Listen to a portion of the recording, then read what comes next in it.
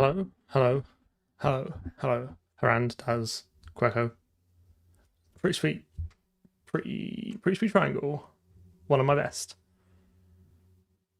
No, it's all pre-recorded. Rick, hello. Ali, hello.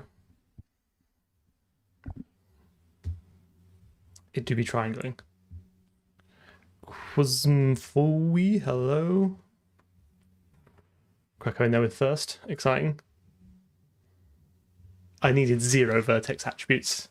Harand, I needed 0. I pulled those vertices right into the shader. Amankara, hello. Julian, hello. Hacks, hello, hello, hello, hello. Indeed. Daz, straight on redeeming the commit message. If anyone wanted that, then it's gone for this month now. Remind me that you've got that towards the end, because I will forget.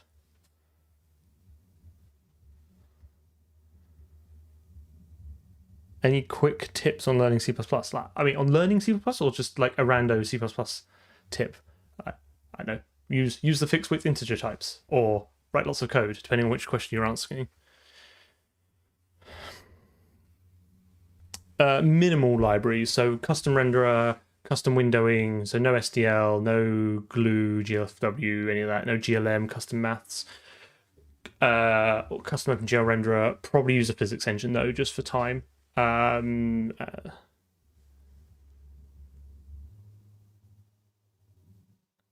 nice. Oh, I forget Advent of Code. I forget every year. And obviously, it's far too late for me to start now.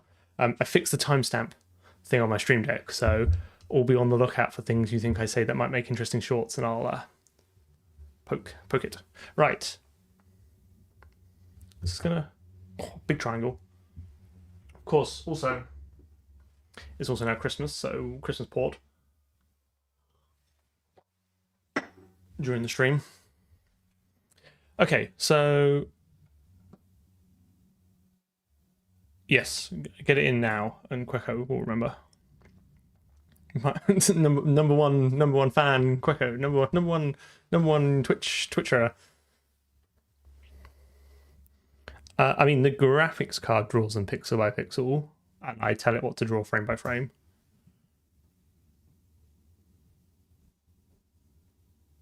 Pojo, hello.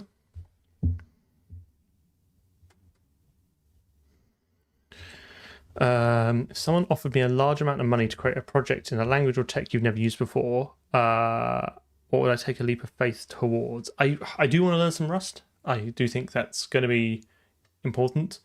If only because everyone keeps asking me why not Rust, and I don't have any good answer other than I don't know Rust. So I would take some time to learn Rust, I think. Cool. Okay, so let's look at some code. So this is our beautiful render loop, render logic.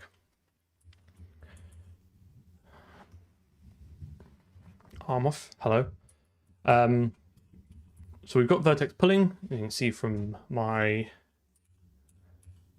lovely shaders here. Just straight on, slap that vertex data straight into the GPU, and then this mouthful here, GL multi-draw erase indirect.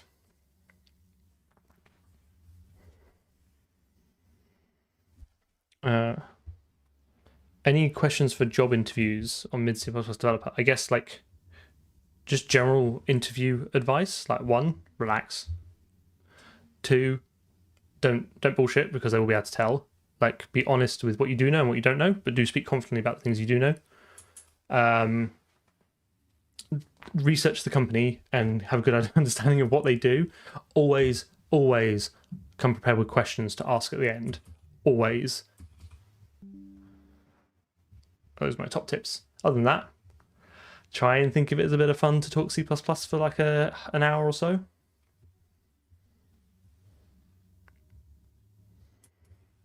Oh, wow. Try not to get into the opinionated side of it. But best of luck.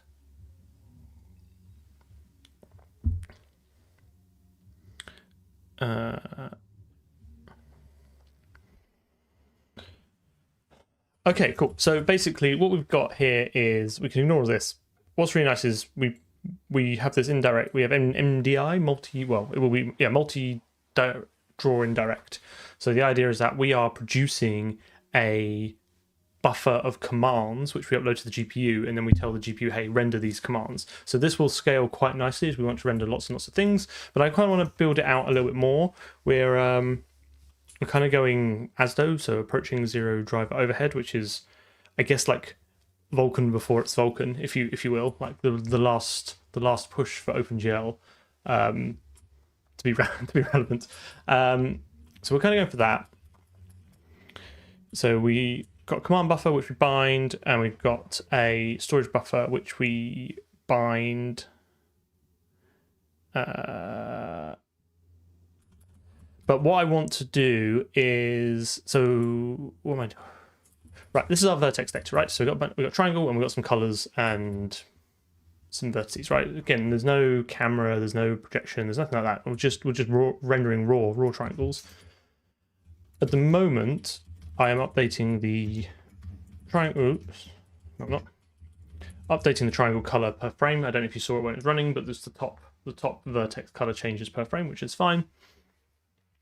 And then we write this back, and write does a GL named buffer subdata, which is fine, but when we want to update, like say lots of command buffers or lots of I don't know, animation data or vertex data or whatever, or we have like a constantly changing scene, this has a fair amount of overhead in it, just by the nature of it being OpenGL, and there has to be synchronizations between the drivers and such. So I want to kind of take one of the other tenets of ASDO today, which is persistently mapped buffers. The idea being behind this is that we kind of take away that control from OpenGL a little bit and just say, give me a pointer and I will write memory to it, and then you will make sure that gets synced to the GPU. So yeah, that's what we're going to do today.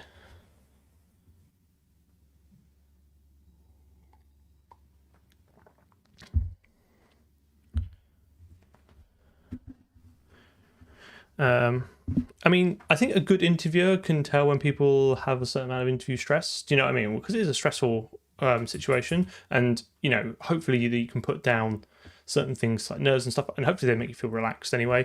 It's just part of the game, I'm afraid. So the more you do it, the better you get. But hopefully you don't have to do too much of it. How do I remember it all? Like, I mean, I've done this before, so like there's some prior art, and also like I have some like notes as well off screen. Like but don't think I'm pulling this all straight from my mind palace, right? There's like off screen notes and stuff. So yeah, well I'm going to I'm going to probably not use GL sync. I'm going to go for triple buffering and hope that that's kind of good enough, because I think there's some interesting primitives and architecture and stuff that we can kind of pull together. So let's persist. So I'm following, again, I will, for transparency, I'm kind of following this article because I've never done this before, so I'm kind of figuring this out as I go along. Got to put those oily rags somewhere though. They will have use one day. So I want, what do I want? So if we go to buffer, I initially thought about extending this, but I think I want to keep this kind of single write interface because I've got some ideas for some templates later. So I think we're going to have a persistent buffer class which does all the gubbins that we want, and then on top of that we will build a triple buffering system, so we can basically quite easily say the end goal is basically to have a single primitive that we say I need like this many bytes. It will automatically allocate triple the amount, chunk it up into threes, and then give us some way of kind of advancing through it at the end of each frame. That's kind of the end goal. Sometimes you gotta start again. Sometimes, gotta be an agent for change. So E source graphics. Watch as I spell this wrong every single time. Persistent. The persistent bugger. Persist ends in a tent. Well, actually, hang on.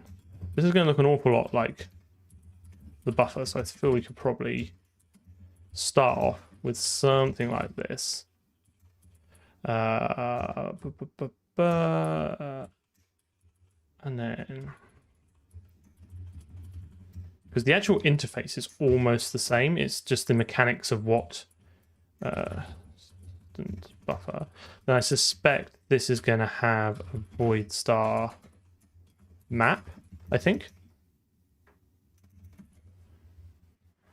I can't really like comment on your grasp of a language, especially if it's not your first. But I do speak quite fast and with quite a lot of technical jargon. So I think you're on. If you can understand me, well done. And yes, probably onto a good start. Don't get me started. I'm already upset about the void pointer. Right, I'm gonna have to.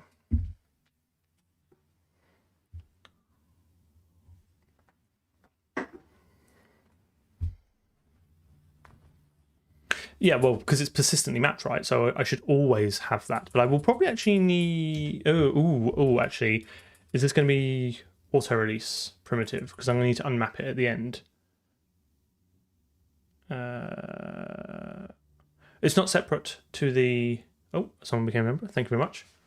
The name has not popped up anywhere I can see it. Oh, there you go. Oh, so yes. Relay. Apologies. Hello, member for 16 months. I'm glad you're still here.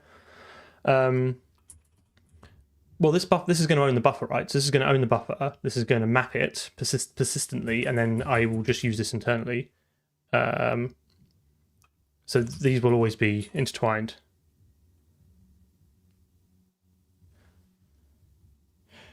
I read it follow on with the other bits. I think Emery, if I gotten your name wrong before, I think I have, and I do apologise, but at least I'm consistent. So there is no separation of the mapping and the buffer allocation here. I don't think. I think that's fine. I think what I want though is actually.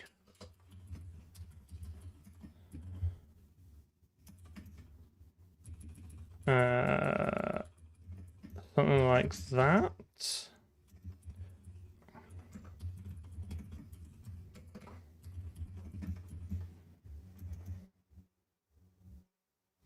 Thanks, I'm glad. We're not going to allocate it. This is going to have a custom. This is going to have a custom destructor, right? But I can't remember what it is. It would be like decal type. Decal type. GL unmap map. What is it called?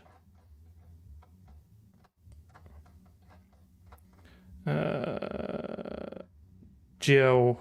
So it's GL map buffer range, right? So what's the yin to the yang, or the yang to the yin of GL map buffer range?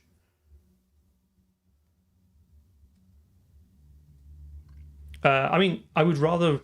I think maybe personal preference. I would rather not write destructors. I would rather reuse primitives. I would always rather compose RAI primitives that already exist rather than having to manually do the bookkeeping myself. That's just my personal preference.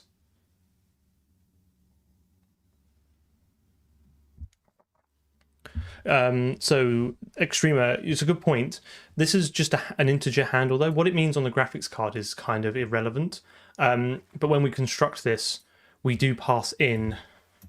So if I get up the buffer here,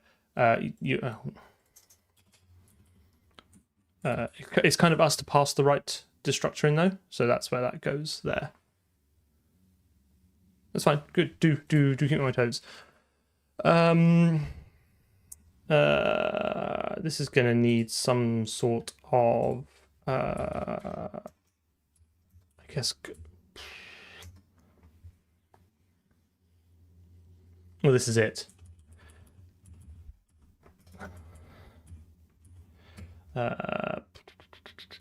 Const auto const static auto release buffer equals const auto element GL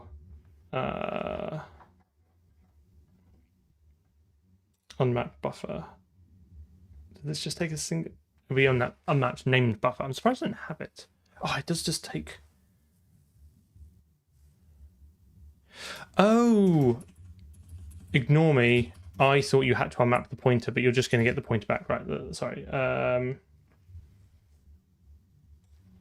I thought GL unmap buffer took the pointer, but it doesn't. It takes in the handle. So this can just be a raw void pointer. I'm sure Haran knew that and was just waiting for me to figure that out myself.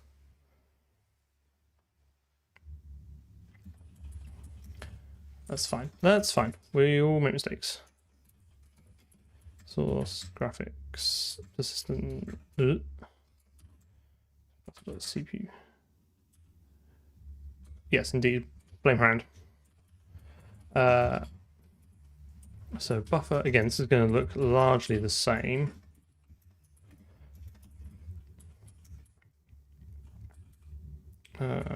Persistent buffer.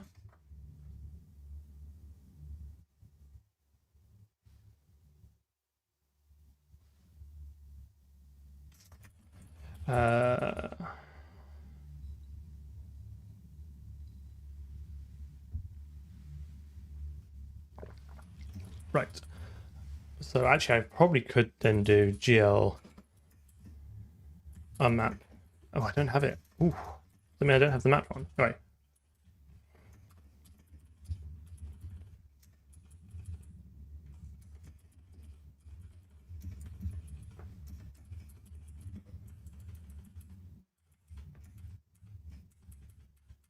Yeah, I'll get that in a minute, chat of folks.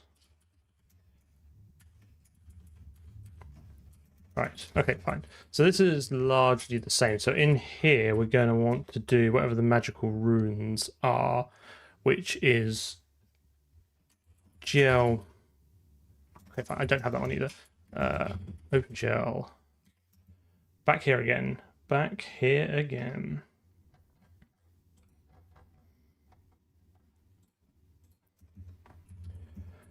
PFN GL map named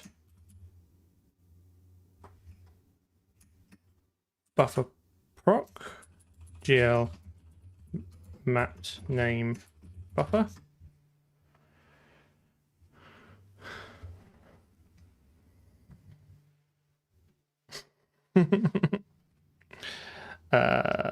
I don't think I need to map a range of them. I think I can get away with just the single one. I might have said range earlier, in which case I was wrong. And then I guess this is just unmap named buffer prop. And then how are we capitalizing this? Unmap.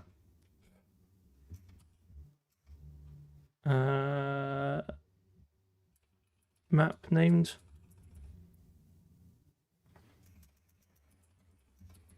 I don't know. I'm not that funny, so I'm kind of happy for everyone else to be the comedic driving force of this.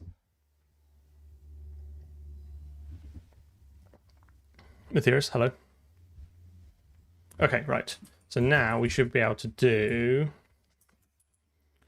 GL map. I bet it's named buffer. I bet it's.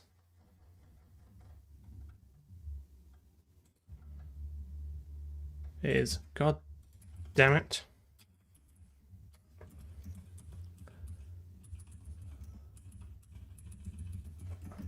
Be gone.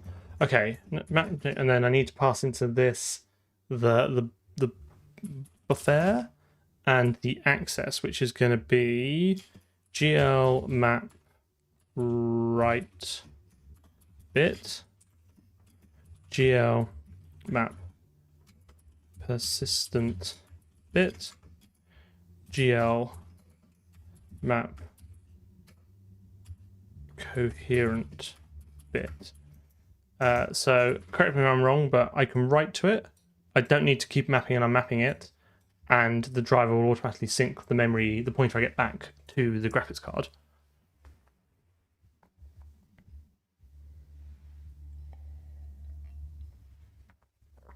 So no. I'm going to do, so this is the low level primitive. So this is just the persistent buffer, and then we're going to have like a frame buffer after this that will taken a size, will automatically turn it into triplet, and then construct the pointers and allow you to advance through it.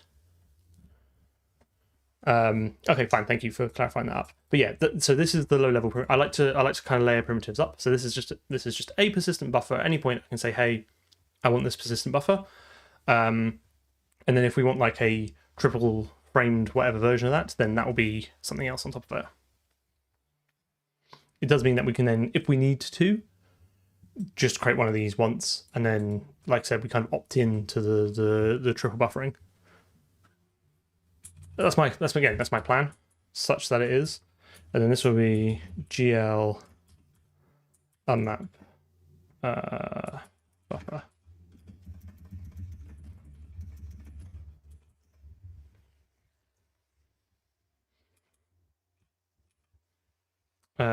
Good point. So this would get me back map like that.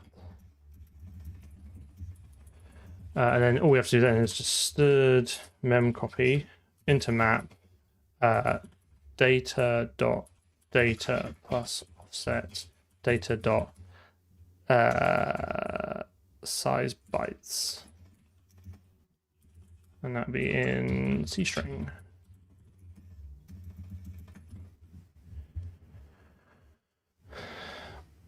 What we're going to run into is persistently mapped buffers. So the idea being that we just kind of allocate a big chunk of, well, we get back a pointer and then we can just write to it, and something GPU driver, make sure the GPU can see that. But it's faster than having to kind of map and unmap or use the traditional sort of mapped sub data, whatever it is, or map buffer without this bit.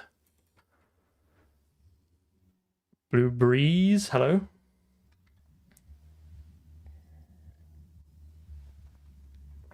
Yeah, exactly. Yeah. So I think this is all we want.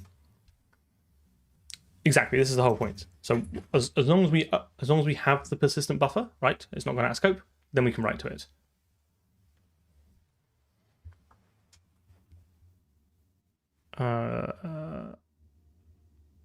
Oh, good spot. That was a bug waiting to happen. What an excellent spot. You're right. That should be the offset into that, because you're always going to write all the data. If you want to write less data, just give a smaller span.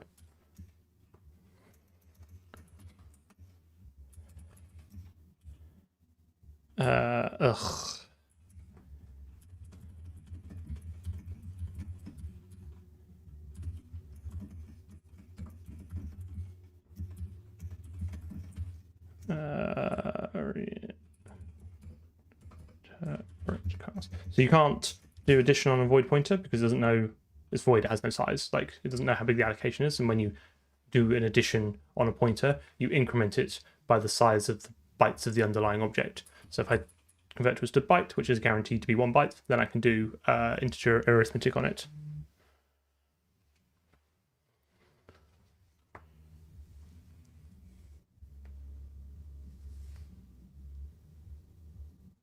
Yeah, I think again, like I also, part of this is me to kind of learn some of the more modern OpenGL stuff. So whether it's like right or wrong or better or worse, it's still like an interesting learning experience. Why copy into the persistent map buffer instead of writing to it directly? How would one? This is how I would write to it directly. Yeah, so we'll see. Okay, so this is basically done.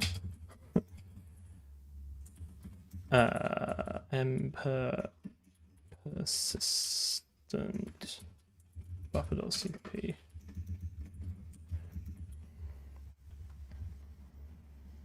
I have no idea what modern engine does, but sure.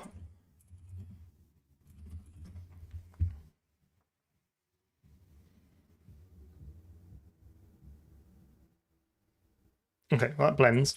So the problem with this now is that because we've kind of, I kind of view this as turning off some of the OpenGL safeties. There's no implicit synchronization now. We just sort of write to this pointer, and at the moment, hope the GPU isn't also reading from it. But I think what we can do is we can do something called triple buffering, which is basically where we allocate 3 times the amount of space that we want, and we always write kind of to 1/3 at a time, and then at the end of each frame, advance it. The idea being that you kind of write some data, and then you send that to the GPU, and then you immediately on the next frame start writing to the next one. So you've always kind of got a frame's worth of buffer between you. So by the time you loop back round, you would have rendered 2 more frames, and then you won't you won't accidentally kind of write over what the GPU is using. So that's the next primitive I want to write. I'm just going to I've got a rough idea in my mind, but I think I don't even know what a good name for this, like framed buffer, tripled buffer.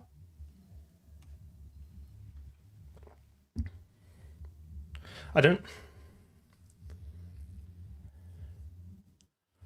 think.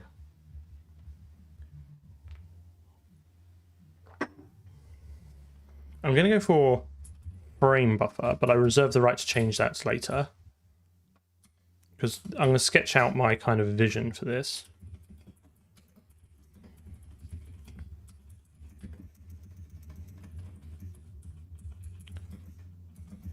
I think that's triple buffering in, like, if you turn it on in your GPU settings, right? And in, like, Vulkan, this is very much to prevent you from overwriting memory that the GPU is trying to read. Render buffer sounds like it's going to be for an FPO or something like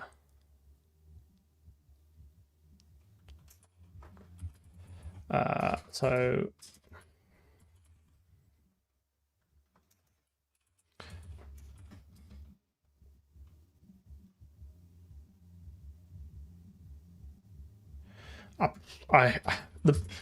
everyone, I think when it comes to like this kind of low-level graphics programming, everyone has a different experience on what GPU they've used and the drivers, and there's always this sort of kind of like voodoo of like, well, on, you know, for this vendor you shouldn't do this, but on this vendor you should. So I'm just going to kind of go with what I think is a reasonable middle ground, and, you know, I've got to make progress, right?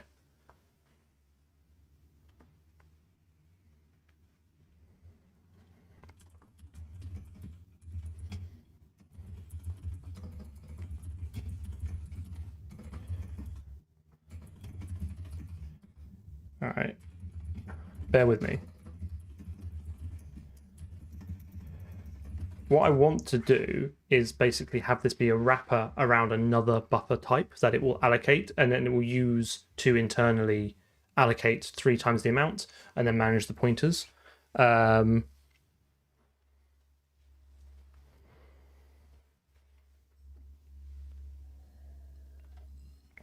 That's kind of like my thought process. It also does mean, because this is a templated type, we could actually write some unit tests for this, which I think would be quite nice.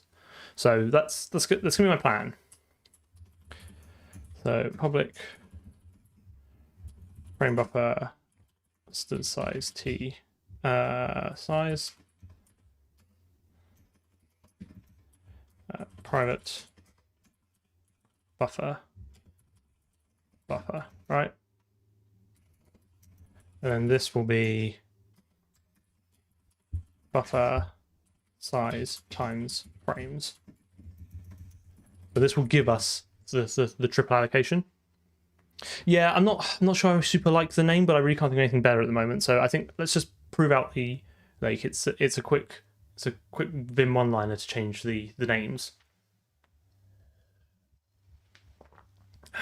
Frame data, maybe.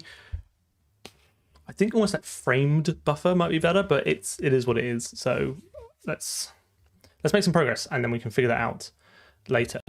So that'll give us that.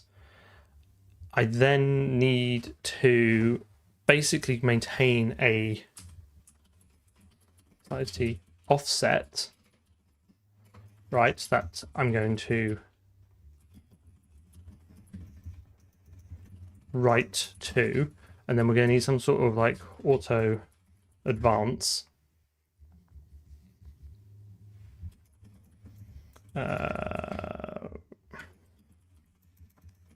Void, and then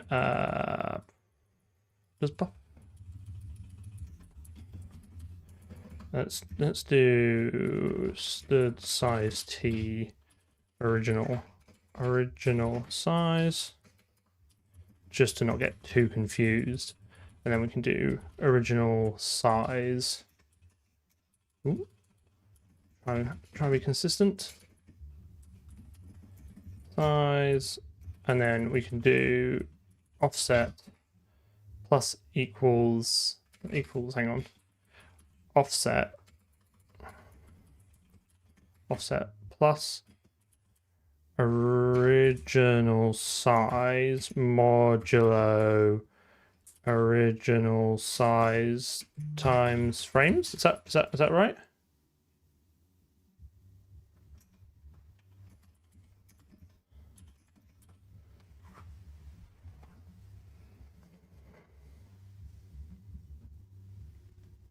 Oh, that's a good point. Frame buffer will be used for a render target, for an actual frame buffer, which I think I've already got code for. Yes, we do need to change the name. That's a good point. I hadn't considered that. Frames is templated, so I should have access to this everywhere.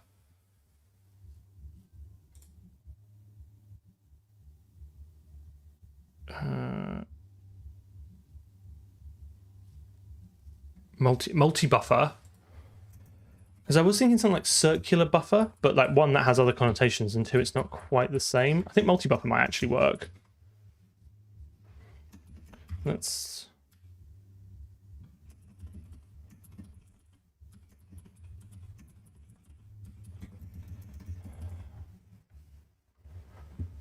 Yeah.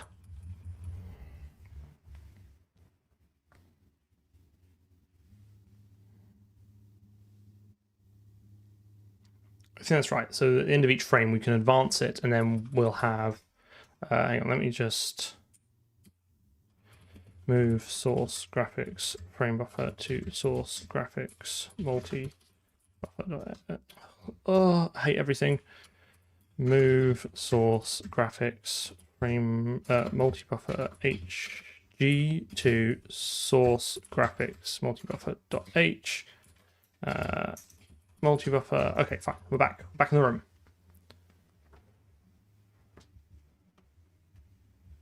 Well, you can be whatever you want it to be, right? Like you pass it a persistent buffer, and then it will be persisted. If you for some reason need a triple buffer without, then you don't need it. The only reason I wanted to do this was because I would like to write. I've got an itch to write some unit tests because we've not really written any yet as part of this, or no extra ones, and I can just create a dummy buffer in the unit tests and then check this like advancing logic works. So that's kind of why that was my thought process. Is I was kind of building this for testing.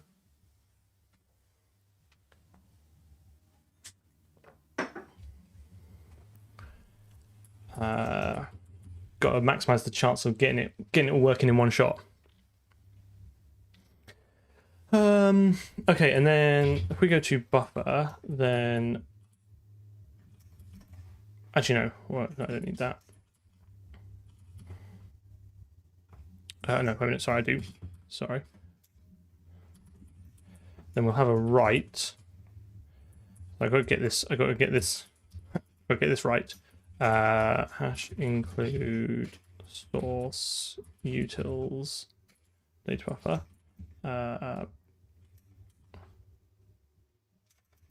Thanks. So this is going to want to write that data to that offset plus the actual buffer offset. Wow, 142 people just raided on Twitch. That is, you've joined an exciting time. Templates. Hello. Thank you for massively boosting my numbers.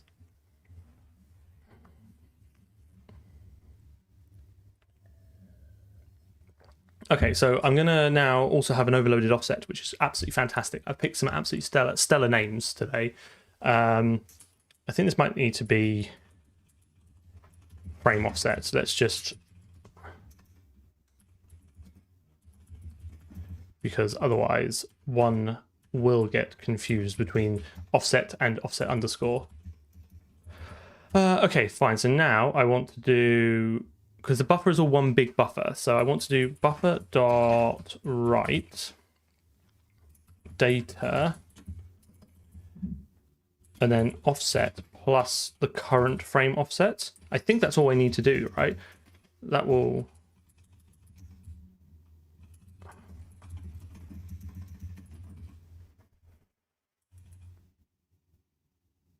I've got frame.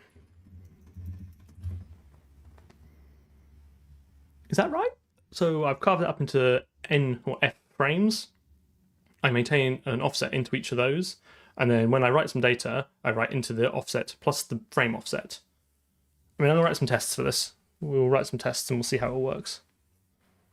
But I think that's all we want. This is fiddly, and this is why I want to test it. I also kind of want to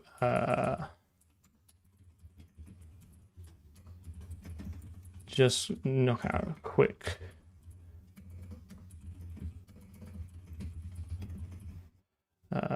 concept is buffer, I guess, equals requires const. Just do t, right? TT, and then data buffer view data stood size t offset, and then if I can remember correctly,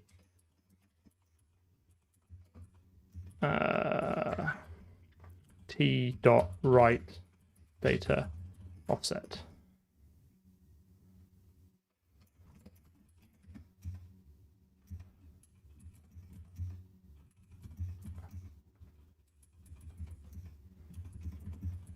There you go. So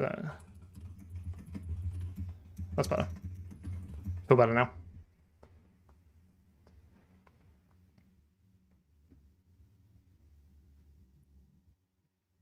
What have I done on line 28? It's moved down now, so I guess it's moved up. No, wait. Yeah, C++20 introduced concepts, so I can now, it'll give a nice error message if I don't pass in a thing that I can call. My only requirement is that one, I can construct it with an integer. So I guess you could technically have that there, but I'm not. Can you have a concept on a constructor? Anyway, I can construct it, and the only other requirement I have is that I can write data to it with an offset. So this is like might as well restrict it on that.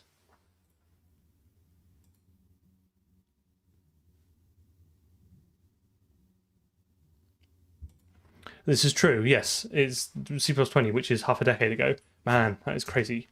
Okay, I think assuming that all blends, I'm happy with that. So let's do e tests. Oh, I've just noticed. Am I in the wrong file?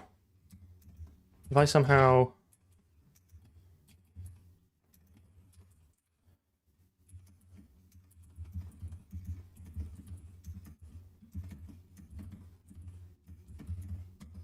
Okay, fine. Got that in the end.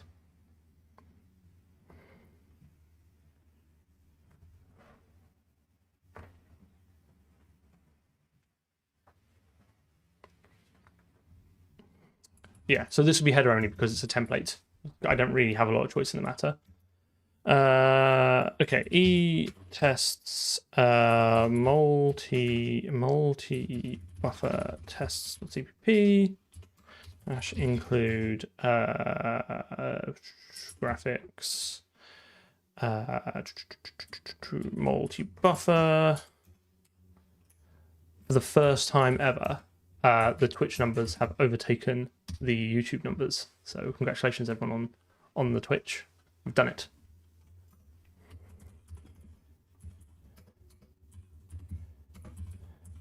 For those who have joined us, hello. I should have done a better intro. We're trying to make an FPS from scratch, or as much from scratch as possible, writing plenty of, writing our own custom renderer in OpenGL 4.6 using ASDO techniques.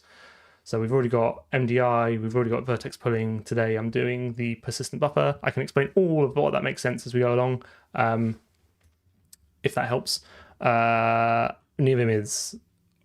I can't use anything else, unfortunately. Like, I try and use Google Docs, and everything is littered with : W as I try and save it.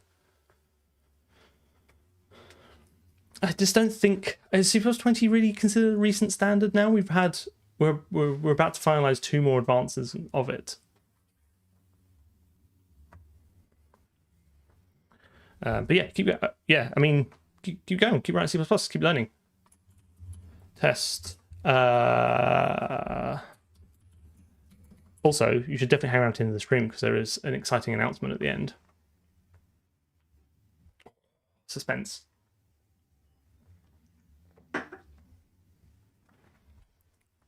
Where can I find your? Oh, I think if you do, someone does bang dot for the person.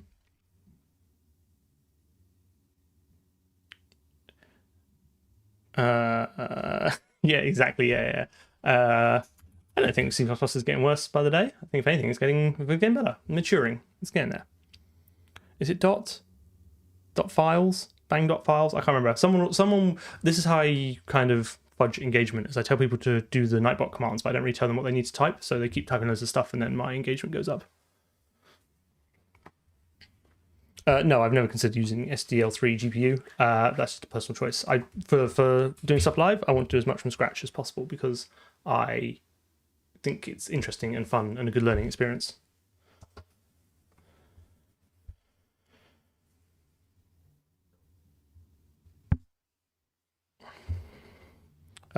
Bang Discord as well while we're there, while we're getting all the engagement out.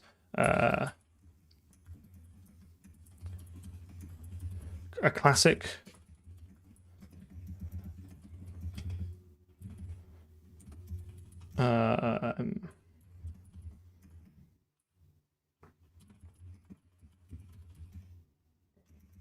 I do not use those split keyboards. I'm in awe of people who use the split keyboards because they look fancy. But I'm a terrible typist. I can't really touch type very well. I don't use all like the digits the correct way. I would be absolutely lost with a split keyboard.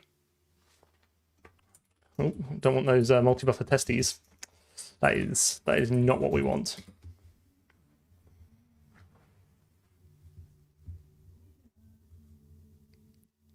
Okay, cool, right.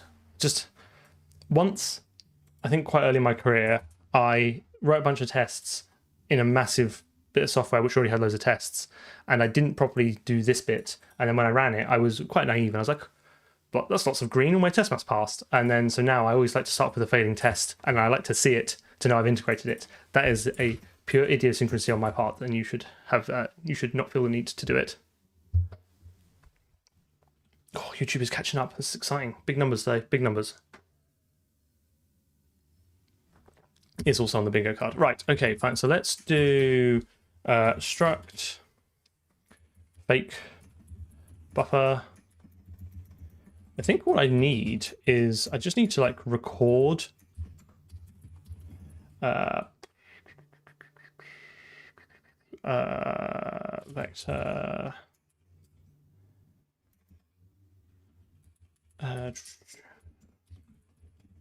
kind of feeling this one out a little bit as I go along, but my gut feeling is to what do I need? I need one of these.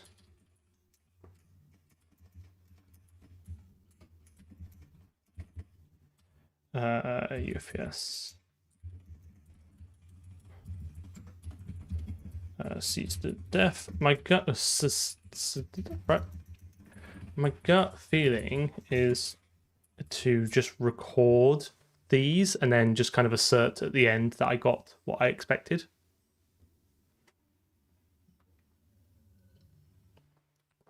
Ian, thank you for taking a break and joining us.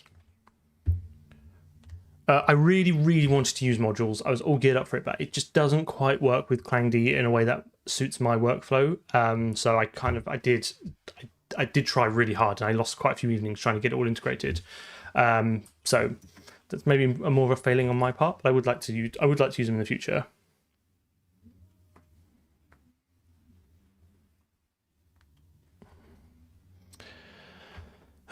Okay.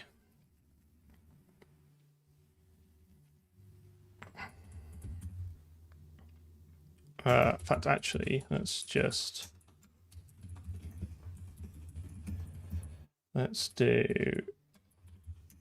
stood vector stud tuple.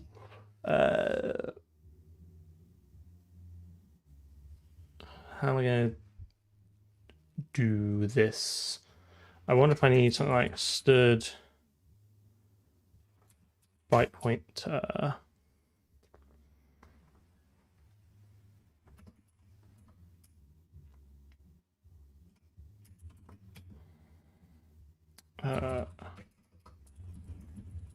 What I'm trying to do is something like every time this gets called, right, I want to push back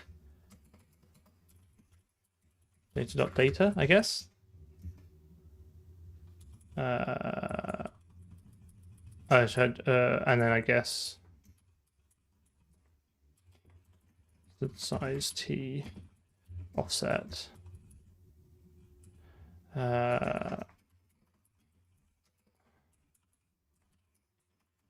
Something like that. Oh, const.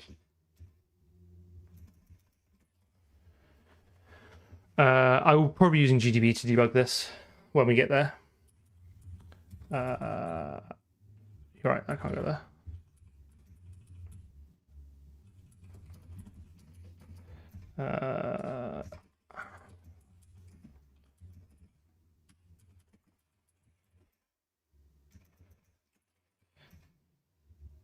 Where am I going wrong? Why is it not liking that? Would that not perfectly forward it in? Why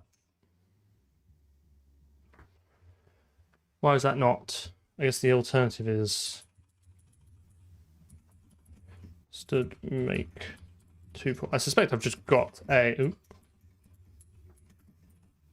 type wrong somewhere. Where's my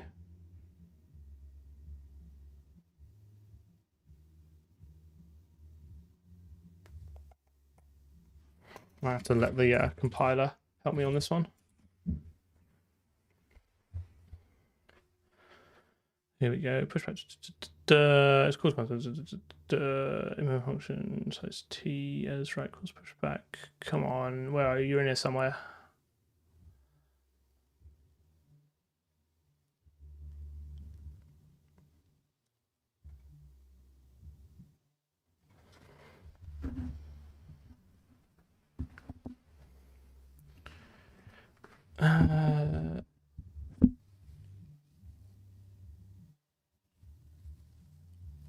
Can anyone see?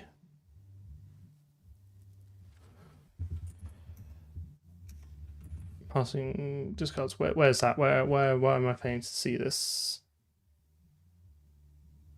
Oh, here you go. Error. Passing constant vector tuple as this argument discards qualifiers. Oh, but ugh. What fool? Probably could have actually there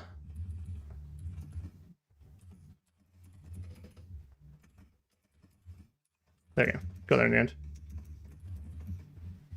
Yeah, thank you. I instinctively wrote it as const and then completely forgot about it.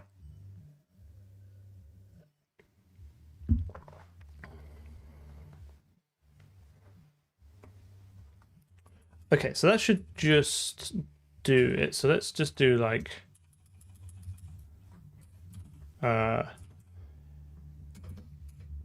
write 3.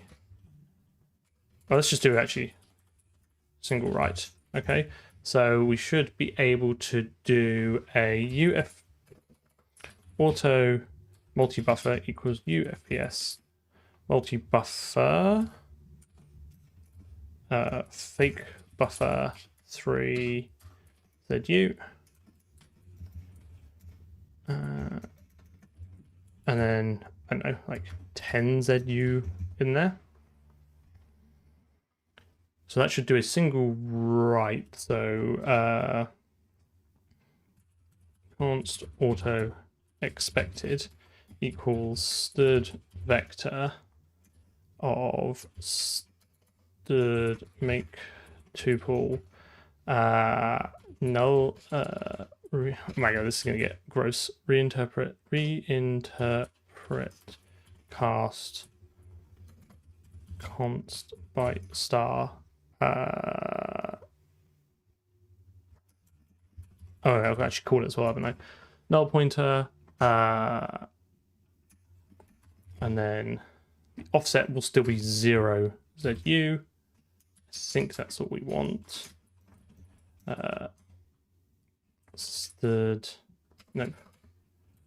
Const auto. I'm wondering if I actually should just create some data and then write it and then pass it in, and then I can just use the actual pointers from a real span rather than fudging around with null pointers.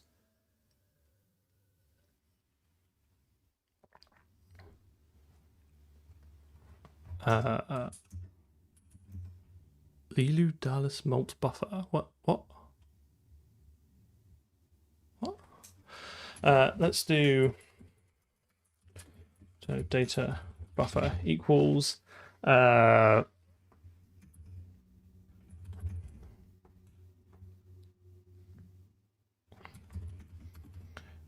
not stood byte ox 1 stood byte ox2. And we can pass in here.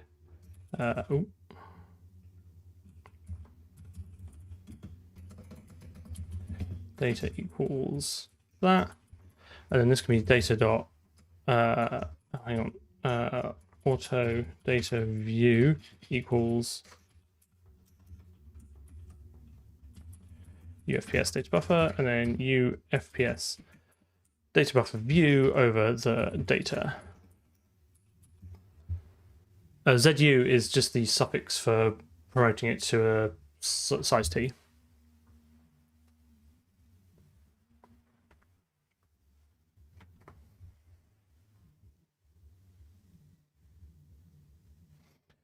Yeah, I'm actually thinking this. It might be better just to check the actual bytes work. So we could actually just have UFPS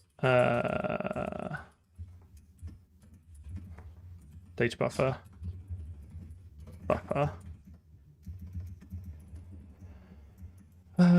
Sorry, I'm changing my mind as I go along about what I want to do. And then this should this will then do the. I guess this is actually then has actual functionality, whereas if I just record them, I'm not really having to influence anything.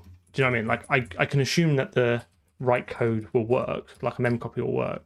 So I do actually think this might be better, because the real write would do. I don't really care what the real write does. I just want to just check that I pass the right arguments to it. The actual side effect of that is irrelevant.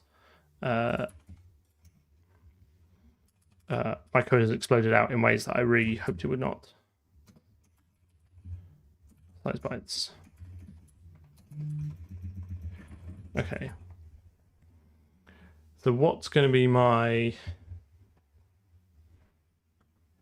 So I'm going to expect that the first call will be data view.data.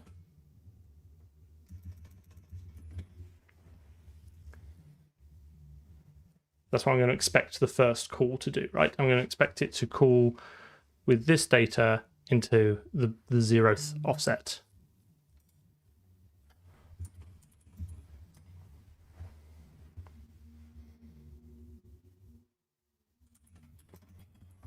Of course, now it actually compiles. I can see what the errors are.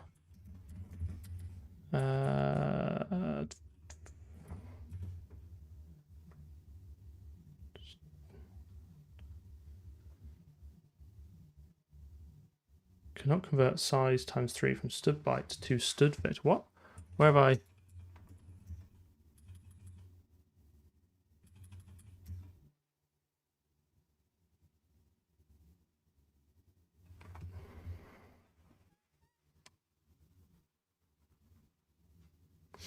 Oh, this is going to need a, of course, this is going to need a constructor. Right. Because it's going to construct this. Size t. Size. And that's going to have, let's do the size t. Size.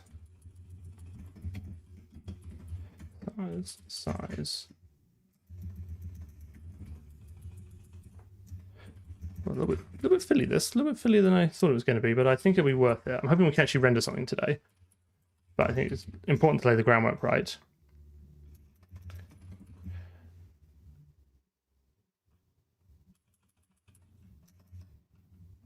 You should definitely go study. Like, you should definitely, that's a thing you should do. You should definitely go study.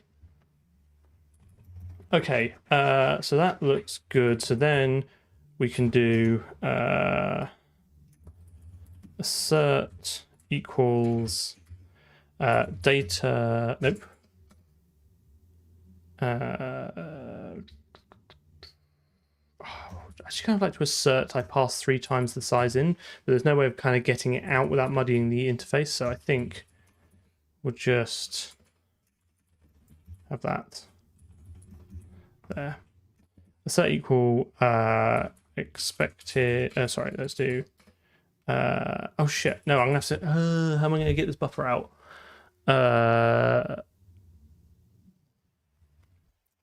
Let's go back.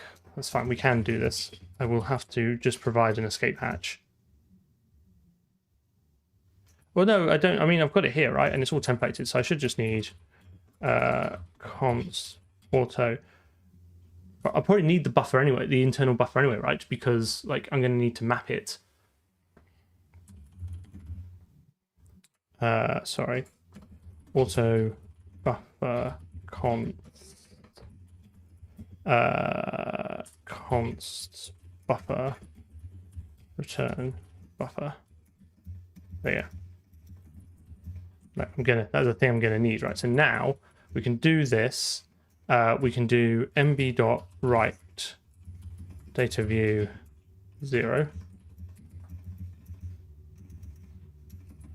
And then we can do so arrange act and I guess like assert const auto buffer equals mb dot buffer.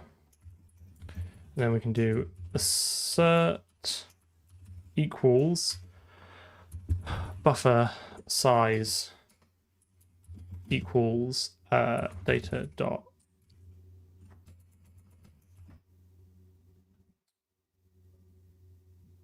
data view dot size bytes times 3zu,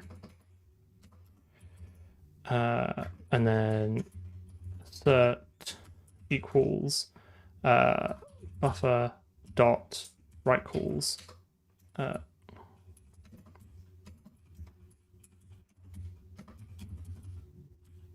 expected. Right? Have I spelled it right?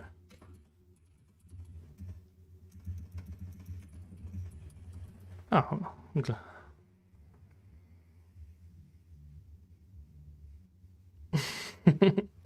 Okay, right.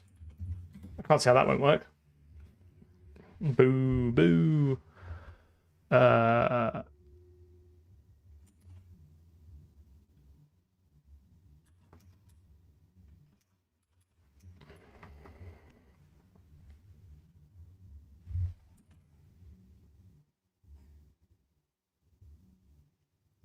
I've got a const issue somewhere, haven't I? I can see it.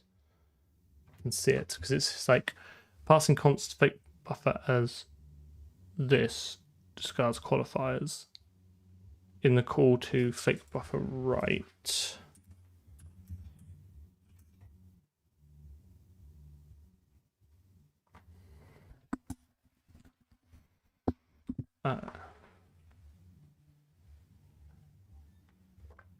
I'm a software engineer, but most of my focus is on internal training of interns and graduates in early careers and mentorship and that kind of thing.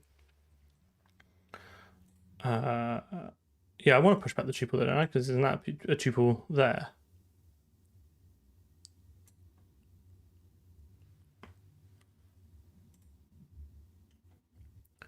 Why am I not using a debugger? I mean, I've got to run it first to use a debugger. I haven't even run the bloody thing yet. Equal to what am I missing? What am I missing? Multi-buffer tests 32. Let's just go to the source. So why is it?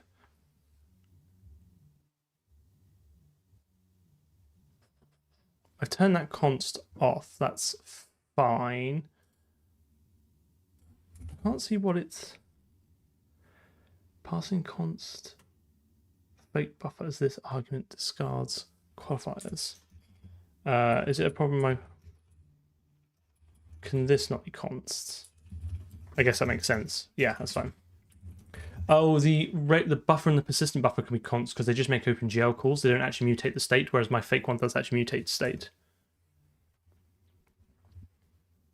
Boom, got it. Where's my test? What's from single? Okay, fine. So let's do.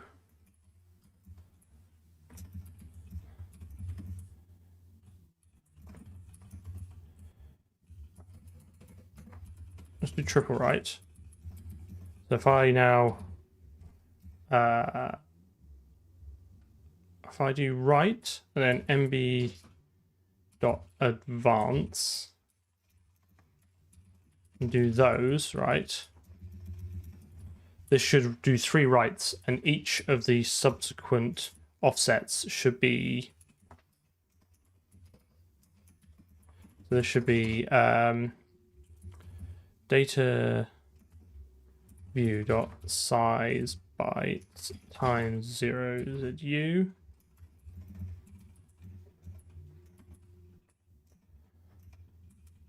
Oh god, I can't. Hope that makes sense. So that's going to be the three writes across the 3 different frames. Yeah, and then I'm going to do one which wraps all the way around again and check that. And then I'm going to do one with different offsets, like manual offsets as well. Hello. Cool, okay.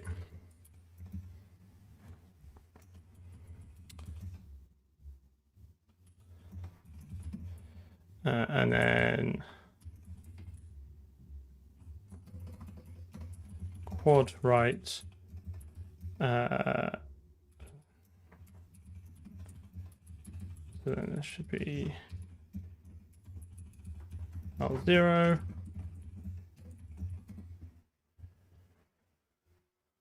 Cool, and then finally, easy peasy. We're gonna do let's do multi-right offset. Multi-right offset. So let's do, hang on, that's 1, 2, 3, 4. Is that gonna, I haven't got enough bytes for that, have I?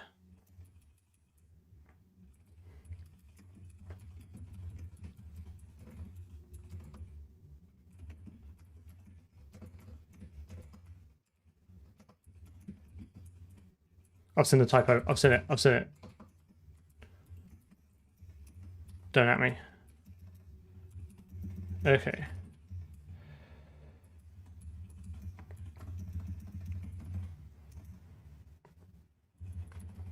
Yeah, so by default, an integer, a number literal will just be an int, right? So I prefer to put the suffix on because it's explicit, but I'm allowed to do a. This will get implicitly casted from an integer like to this because it's a bigger type. So it's just more for like looking at the call site. It's like you could argue it's probably personal preference. You would need it if you wanted to do like you would need it in this case for auto to deduce it to be a size t. Otherwise, you would get an unsigned int. Otherwise, you would get an int.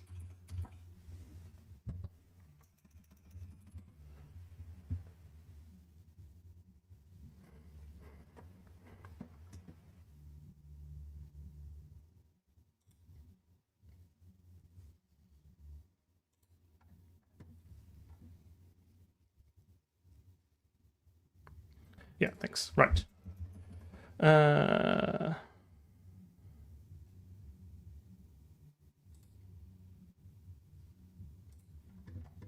Cool. So now I just need to check these work. So this should be 1, right? This should be. Oh, hang on 1 minute. They should all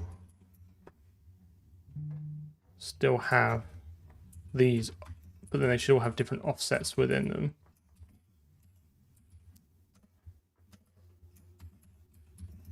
All right, so this should be 1, this should be 2, this should be 3, this should be 4. I think that's right.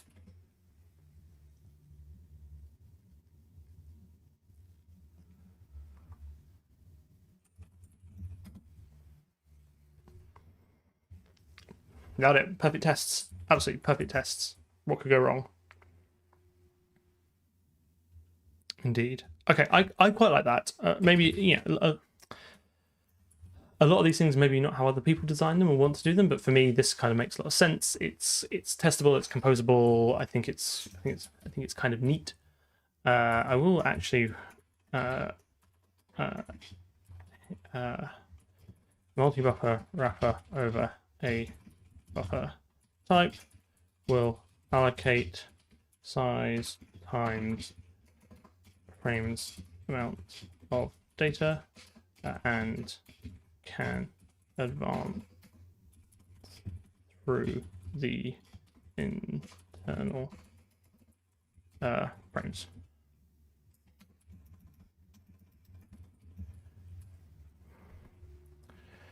I think that's fine. I could probably make this better, but okay, fine. So now let's go back to main. Whew. So we were here so long ago. Hash include graphics multi-buffer. So what we're going to do now is, rather than have, so this needs to become multi-buffer. You know, actually, I'm going to treat myself. I think almost certainly I'm never going to need that. That was a little bit gratuitous, that. There's no need to template it on that.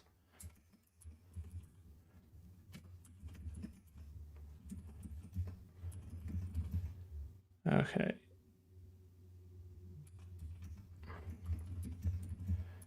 So this will then write the triangle data to it. We will then need to do triangle buffer dot buffer. I actually want to extend the OpenGL buffer to be able to bind itself, because this is gross, and I want to kind of push that away. The only tricky bit is that I would have to handle both bind buffer base and bind buffer, so I'm not sure yet. I have to think about it. Okay, so that all got buffer.buffer. It's the new data.data is buffer.buffer. Okay, right. Now, right down here, what we're going to do is we're going to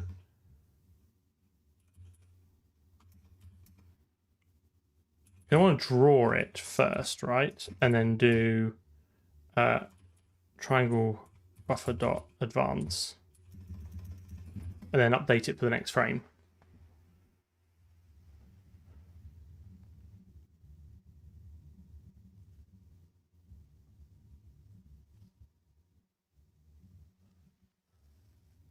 Okay. Good to go.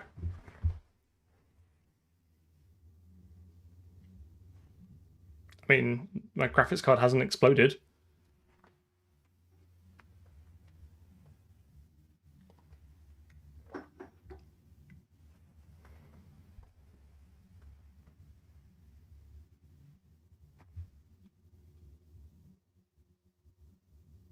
GL explodes.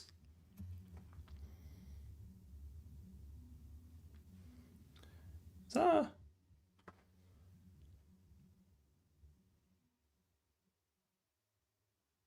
a warning, even though I have warning as errors? That's terrifying. Where's that crept in from? Hey?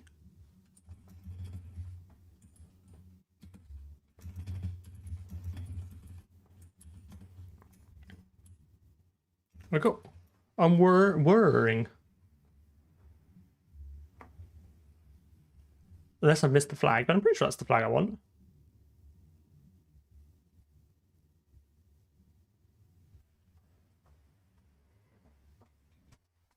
Right?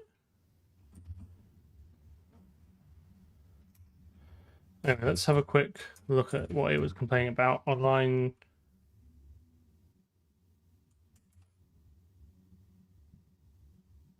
25.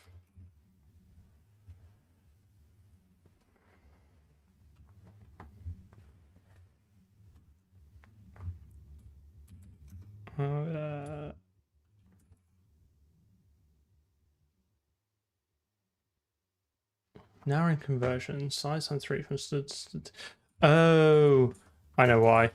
This is my fault. This should be size T. Treat ourselves to those extra bytes. I'm very surprised I didn't catch that though.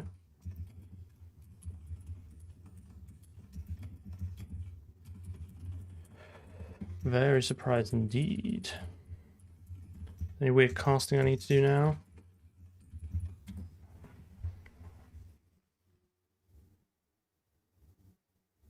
Uh, 111 domain was where we invoked that, where we constructed that multi-buffer, so it was percolated down from there. Yeah, auto-release is a custom type.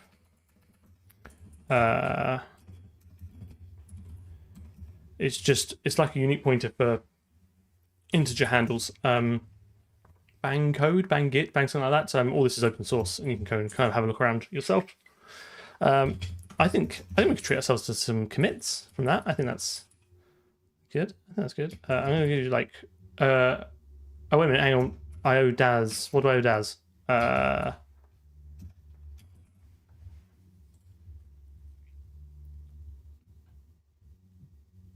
I have a summary of what people have done, or am I just relying on the good nature of people to tell me?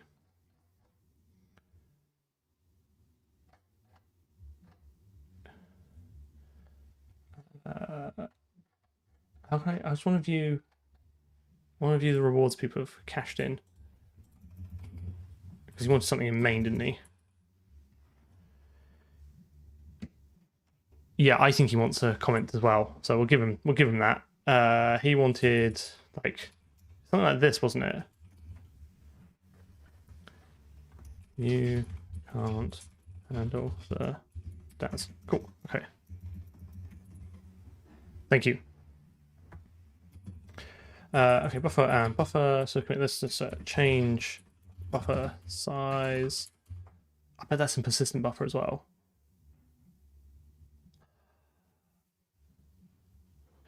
You know what I've done, don't you?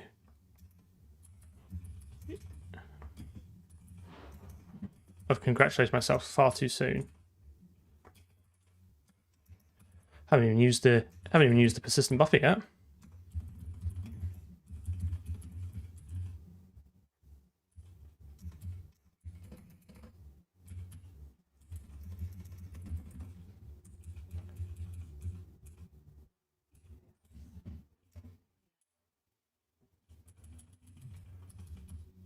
It sure does work with the old way.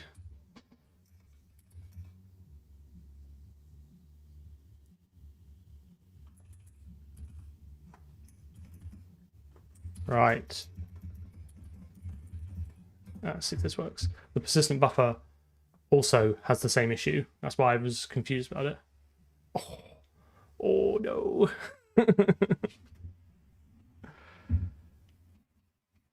Okay. Okay, well, let's fix up the warning first. Yeah, indeed. I was like, oh, it works. Let's commit this up.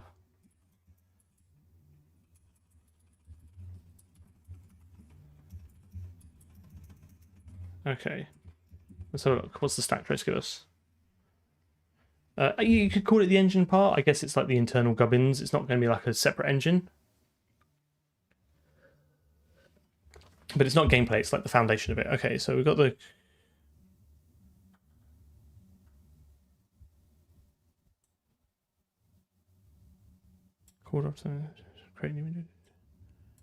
From persistent buffer line 22. Also, right, we need to take a step back because I've made some other mistakes here as well. Buffer and persistent buffer don't take a name object, which I want to because I want to label everything. So that's also missing. So we're a little bit away. But one thing at a time. Let's just see if we can get it working. Then we'll go back and extend the API. It's not that it wasn't enough. It's just that the wrapper around it was using size T, and then it was effectively downcasting it. So I could have either changed everything to Uint32 or changed everything to size T. And I thought I might as well treat myself to the extra bytes. Okay, what line was that on? That was on line 22.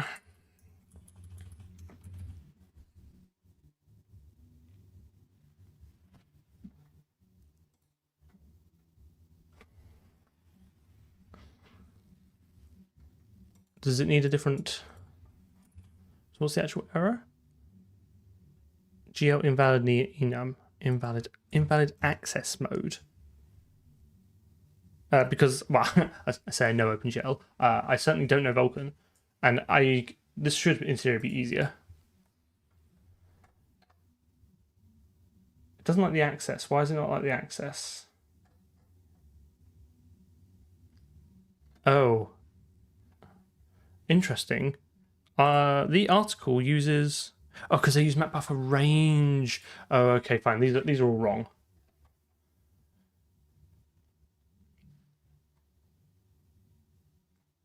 I don't need to read it though, do I? Or does it need to be?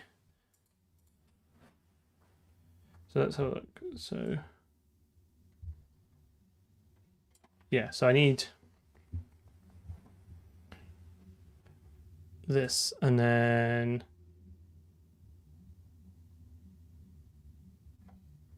interesting. So do I need the mapped buffer range to set the better flags? Yes. Okay. Fine. I'm using the wrong function. So this should be GL map named buffer range. This should be unmap named buffer range.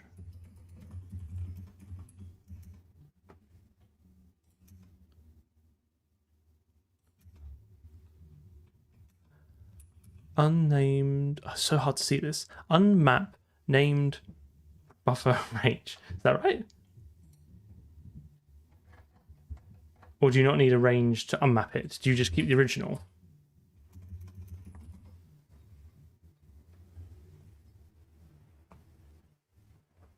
But there's no unmap ranged, right? Is what I'm saying. So this now becomes GL map named buffer range, and I've got some additional bits and gubbins I need to pass in here, right?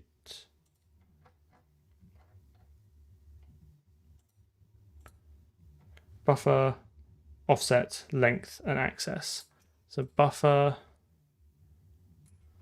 offset, length, and access.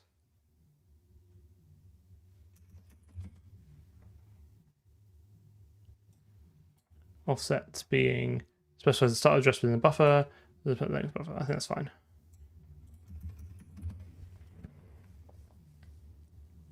Okay, fine. Let's see if that blends.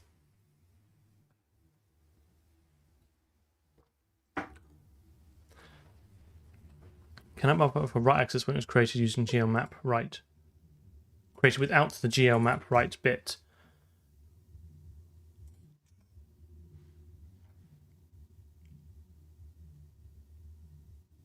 Do I need to call GL buffer storage on this to tell it that it's writable?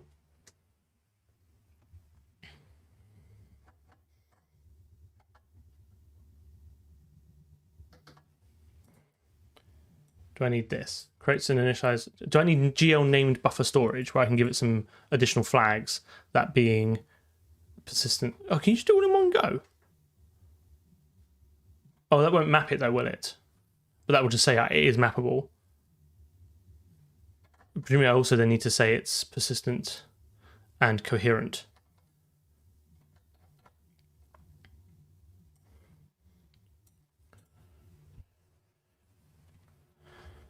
Oh, don't call her a CPP developer or have a fit.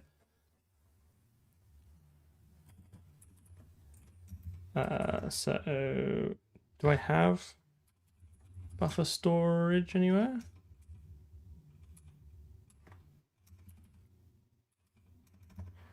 All right, pfn gl named buffer storage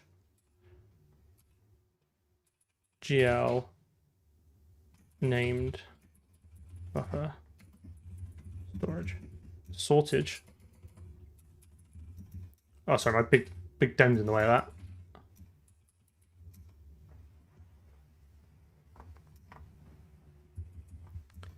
What have I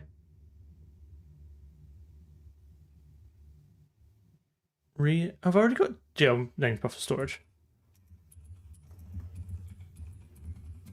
Oh, look at that. Genius. Oh, fuck's sake, I've called it there. What an idiot. I didn't even see that was there. Ugh. It's been a long day. I apologise.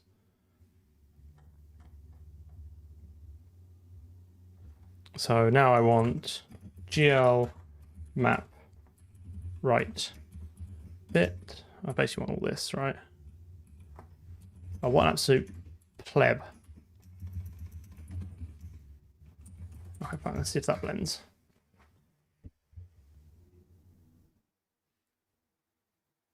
Boom.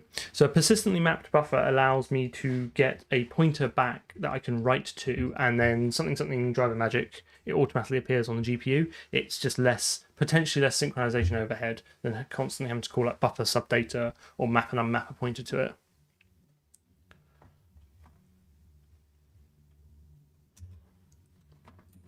I feel like this should actually be like const auto flags.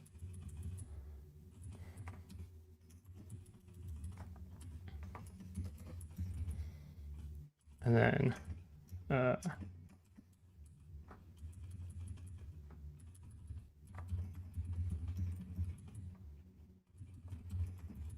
something like that.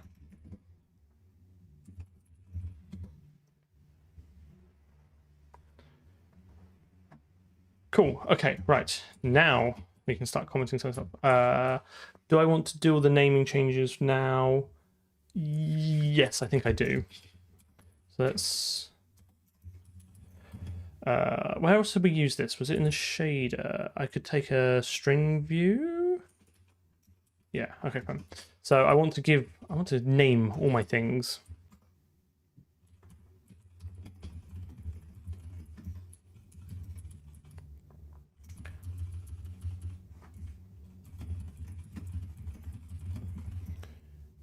Okay. And buffer. Right, I no longer need that. And then the string view name, and then shader. Oops. Object layer.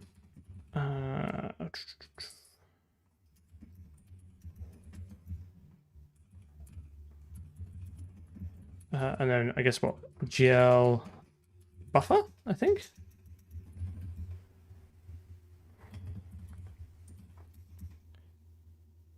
Oh, hang on. What an idiot. Why have I put that there?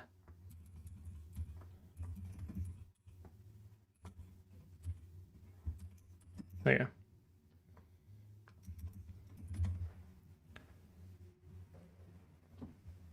Connor, hello. Here for the last half hour. We've had quite the journey. And then for persistent buffer, same again, but different. Strong view. The string view name. Persistent buffer.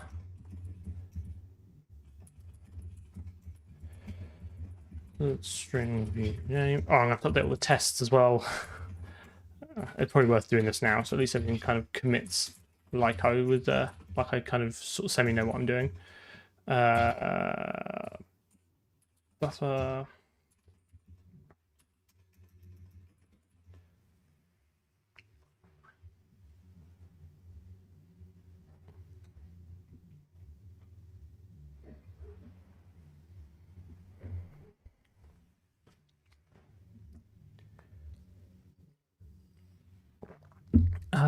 Okay, and then so back to multi-buffer now. This isn't going to work for us.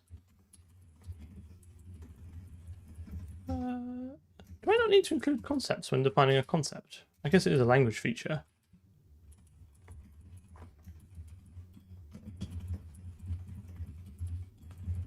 Name, and then that's going to go into the name there.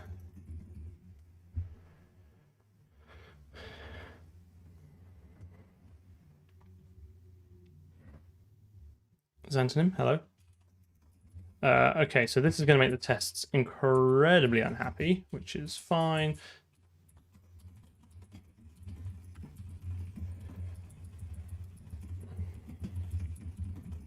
I guess we're being like super strict. We should test that that gets passed through. Like,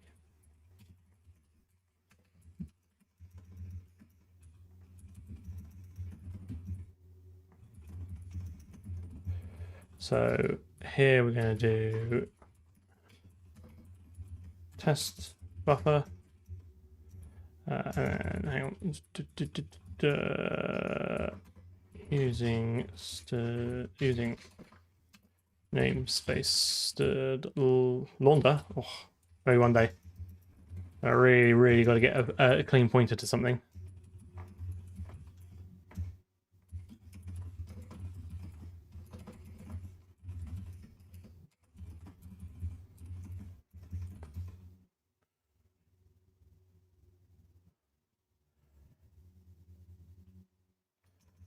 I think like simple game engine is a bit of a like nebulous term. It's as simple as complex as you want to make it, and like 2D or 3D or with physics or whatever. So I think that's why you'll probably struggle to find resources, because everyone's definition of simple changes. Other than that, I would suggest do what we're doing, get a triangle on the screen, and then sort of start figuring the rest out from there.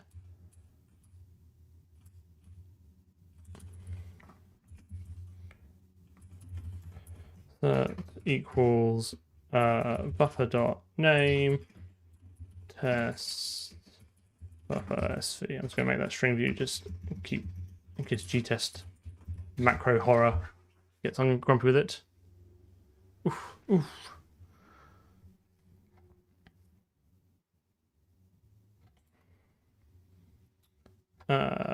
This is not helpful to anyone. Multi-buffer line 24.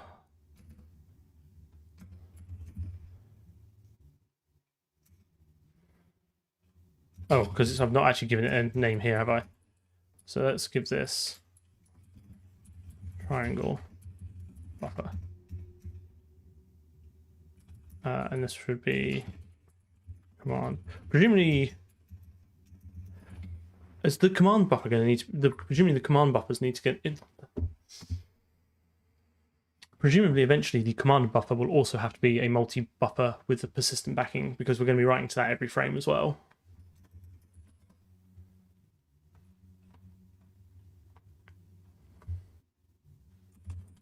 But not for now. We'll just build up our commands. Boom.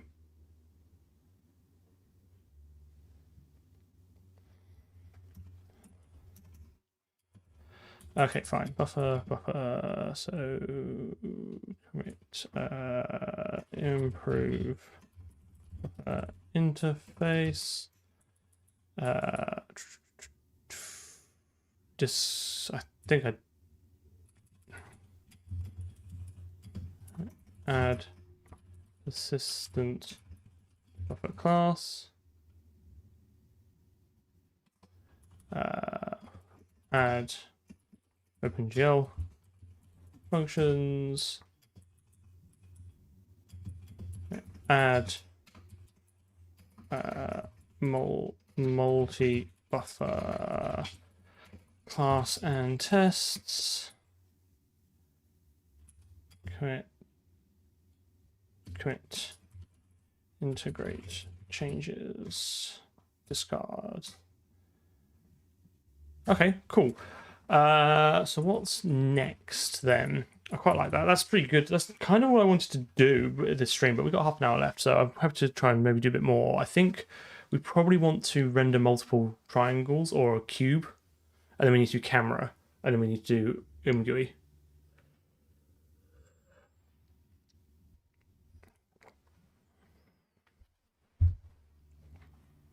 Again, I'm not that fussed about performance. Like, as much as like it has to run smoothly, but I'm kind of interested in exploring and playing around with interesting OpenGL concepts rather than like profiling every single decision. across like different hardware and stuff like that.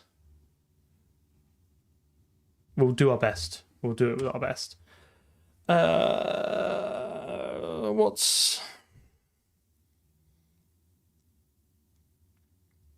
wonder if it's worth just quickly knocking in camera, and then we can move around the triangle, and then it's not too much then to make that a cube. And then after that, we can have an entity and an entity list, and then a command buffer. Or do we just render 2 triangles? Actually, no. Let's take a step back. Let's render 2 triangles first to check that it works. So let's do. If I want a quad,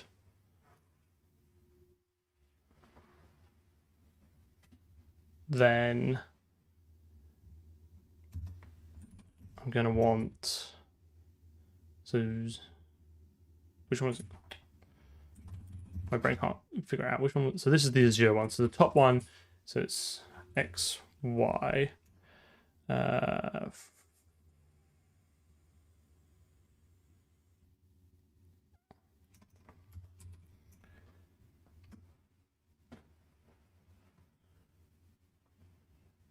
Yes, yeah, I've got a rough plan for that, but for now, let's. Can I do this? So can I stick? So that would be top left, then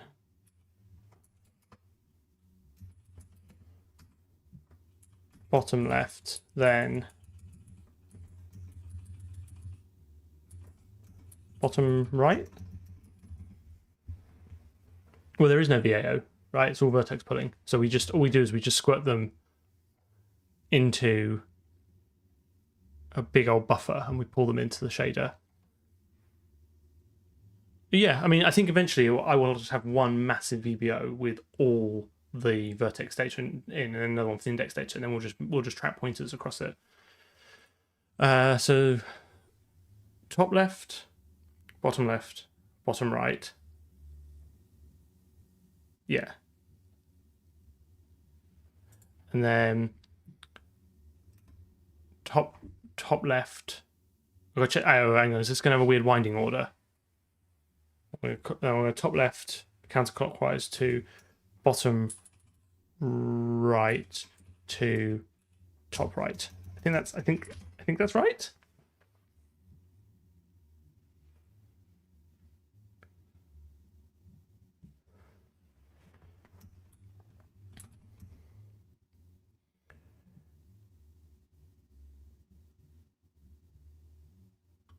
Need 0 on the first and second set.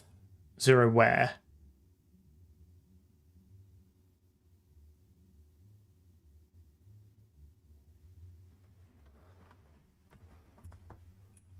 Line 110.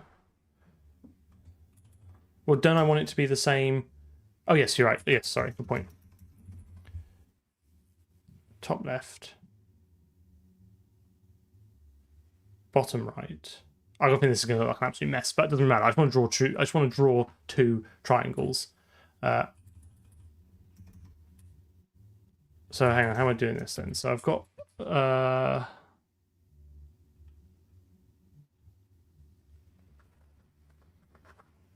by default will be counterclockwise, yeah.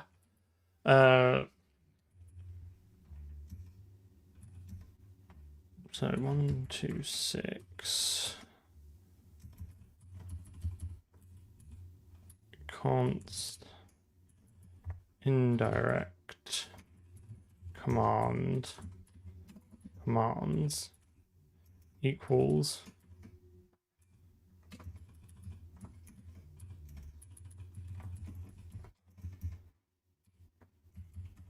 this. So I'm going to have 2 draw commands, right?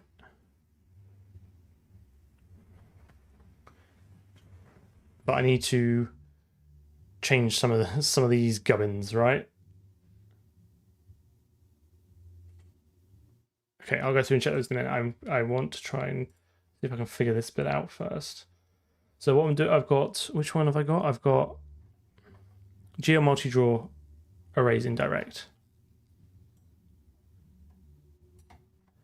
Okay, we'll go back and change that in a sec. So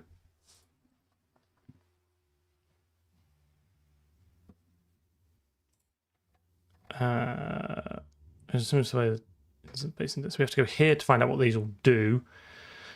So it specifies the number of indices to be rendered, so that'd be 3. It specifies the number of instances, so that'd be 1. It specifies the base index for use in fetching instance vertex attributes. So I need this to be 3. Is it a size or is it specifies the base int? Is it uint?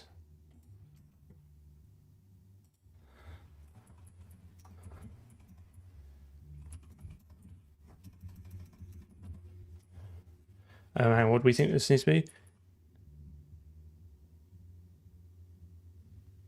That's what I want, right? Because I want to pull. I want to make sure the second call pulls. Oh, it's the instance count. Okay. So how do I?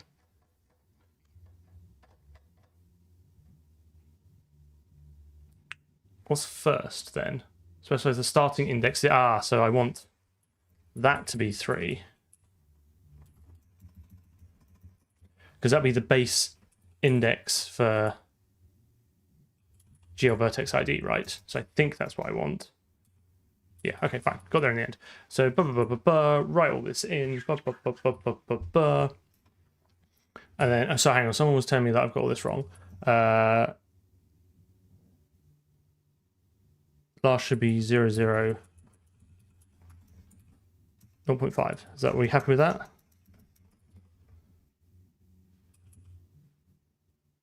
Or I got this entirely wrong. Someone suggested this is... Okay, let's just draw it and see what happens. So geo multi-draw indirect. So the idea now is that I should just be able to tell it... So the number of elements in the array. So this should now just be 2.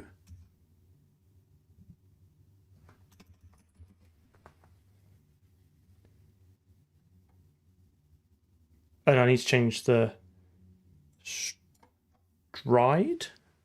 Or is that in base machines between elements of the draw parameter array? So do I need to give it... If stride is 0, then the array is assumed to be tightly packed in memory. Okay, that's fine. So I just leave it at 0, right? And it just knows that it's this.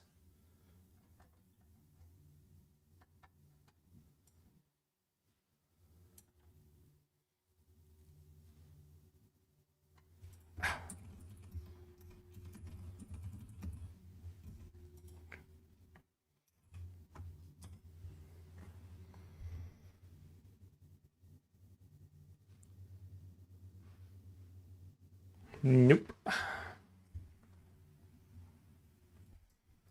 Buffer too small. 136.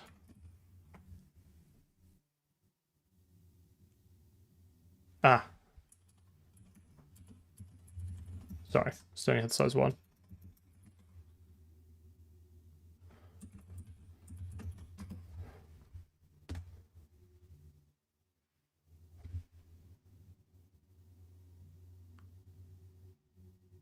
I mean, it sure is a quad.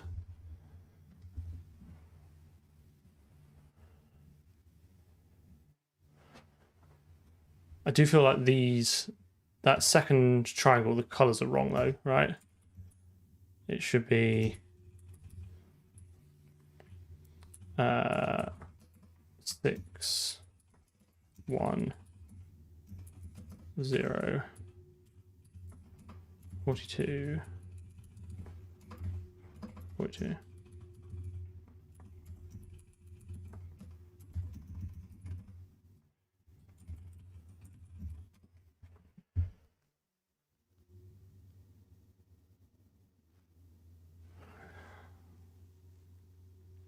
Or is that bad?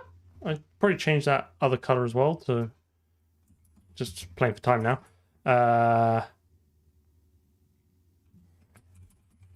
Triangle.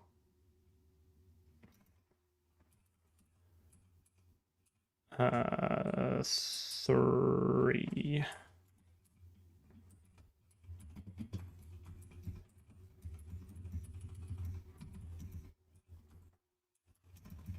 Actually, what am I doing?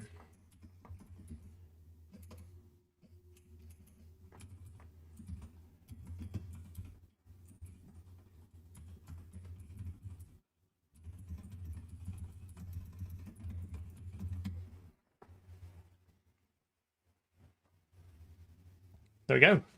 We're triangling. Well, sorry, we're quadding. Still plenty of time left. Like, let's.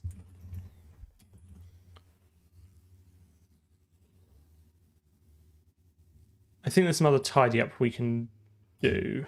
Render a quad. I think it's worth doing some tidy up. So what I don't like is all this GL bind nonsense. It's only 2 now, but I just think like when we kind of have to add more things, it's gonna be a bit of a pain.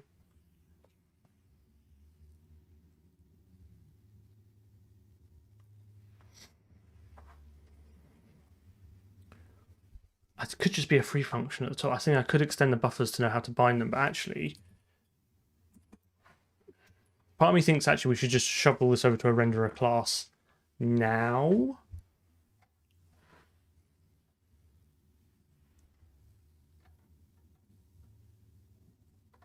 Because we're going to have to do that eventually anyway. And that way we can start thinking about the interfaces.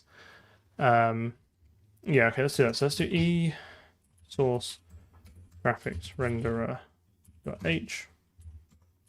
This is like, it's all stuff we're going to have to do eventually anyway.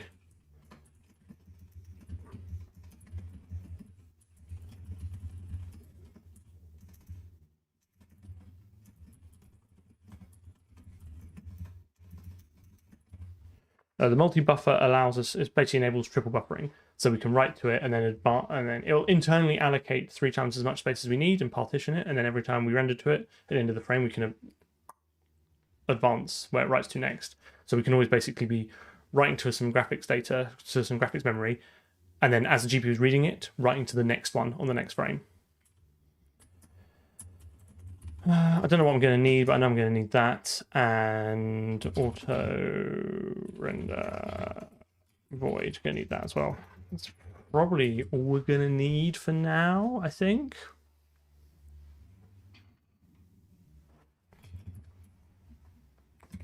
I also want a command buffer class. Like when we have a concept of an entity in like a scene, we should be able to give that to a command buffer class and it automatically do all this chuff for us. That's kind of my plan. Oh, then we need to do index rendering as well, but I think I'll save that for the cube. Indeed. I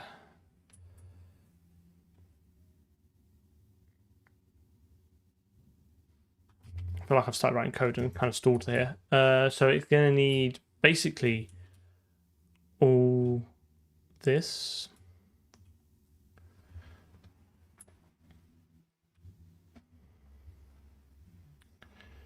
I'm just trying to think what I want my initial interface to be. I think I probably want to take the command buffer.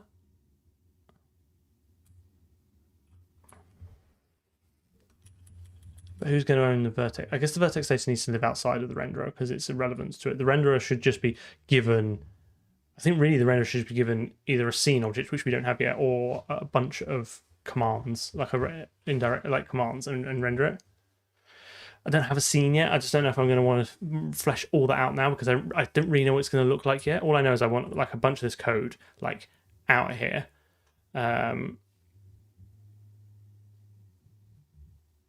What's the simplest thing? Yeah, let's...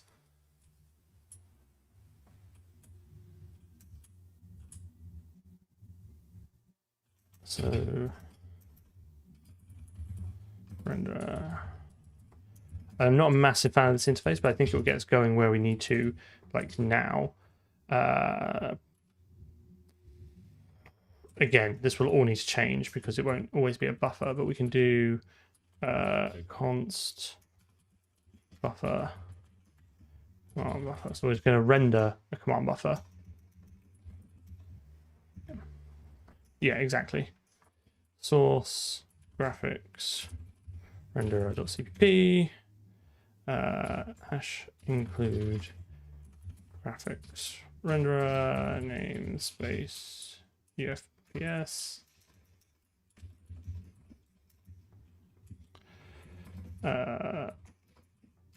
renderer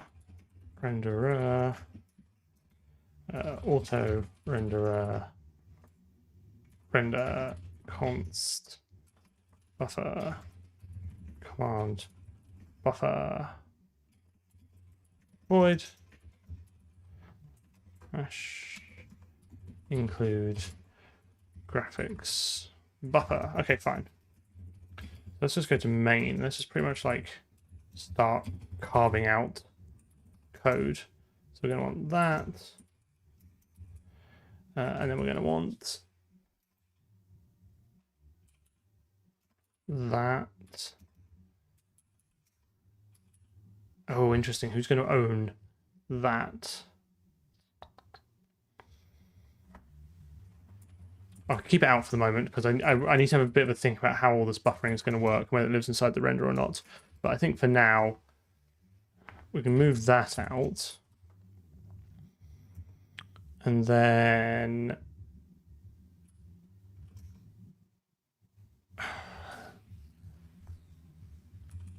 I haven't actually saved a lot of code here. Well, I guess the dummy VAO that can go in here. Obviously, it'll need to be persisted somewhere. We can get that out of here.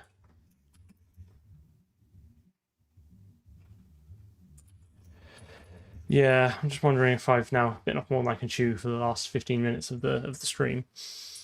My hubris might have gotten away from me here because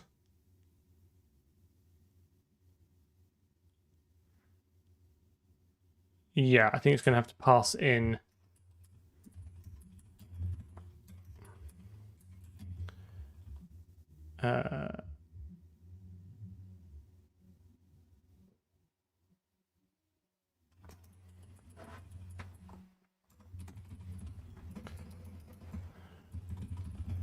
hash include graphics multi-buffer. So this is going to then take a no, that's going to constructor, I reckon. Multi-buffer.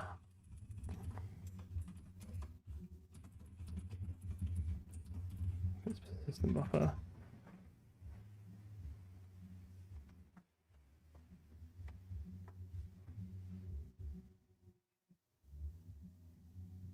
What do I do to relax? I have a few beers. Persistent buffer. Triangle. Buffer. And then we'll have a multi-buffer. Persistent buffer. Triangle. Buffer. And then take this. Go to the renderer. So it's in here.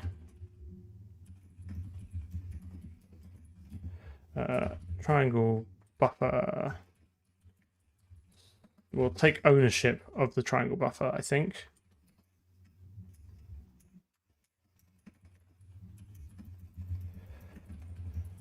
So then that will allow us to bind that here. And then what I'll do is I will bind this per frame, even though I don't really want to. I think for now that'll be fine. I think we're getting there. So you will pass in, so the renderer will own the triangle buffer, which eventually probably won't. It'll live somewhere else, but for now we'll transfer that in. It'll set up the dummy VAO. It will bind the triangle buffer. It will then do that, and then so that these will be written outside, which is fine. And then in the end, I think we can just basically move this here.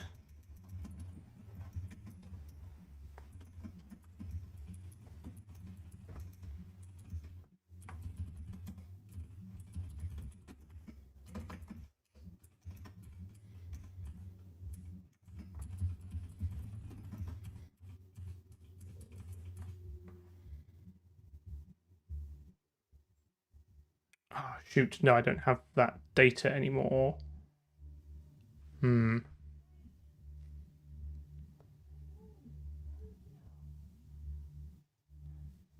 that going to work for me? I was thinking, because I want to be able to advance it, but I actually probably want to write it outside.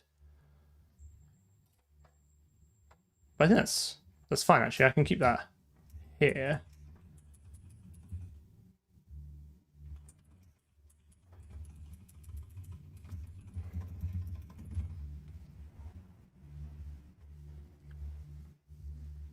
Oh, no, because I've transferred it in. Ah, no, it's not going to work for me. This is it. I think I need to think about this a little bit more. I think this is not how I want to end the stream. I thought this would be easy, but actually I think I need to think about I think we need the scene object first, and to properly think about the ownership of all these primitives first. Like, where does the model data, so the mesh data, live? How do we abstract that out a bit? How can we build these from a list of entities? I think we need an entity class. I think we'll do that. I think we'll finish that off next stream. I'm kind of happy, kind of okay leaving this in this state. What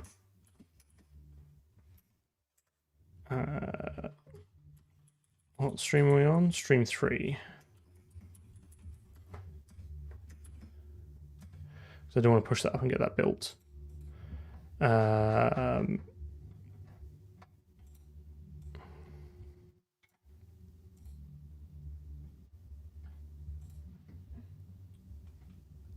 Wait for this to check on build, but I think we'll do that. Yeah, I think that's...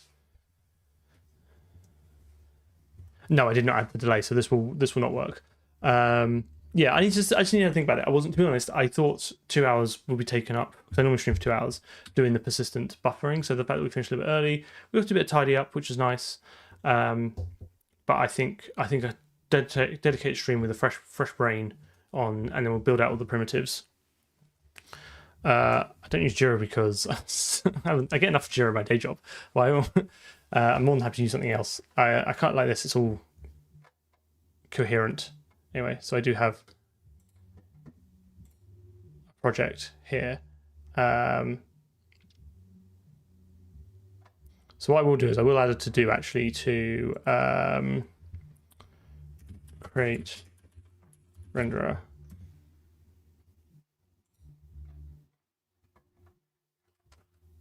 And we will stick this up here.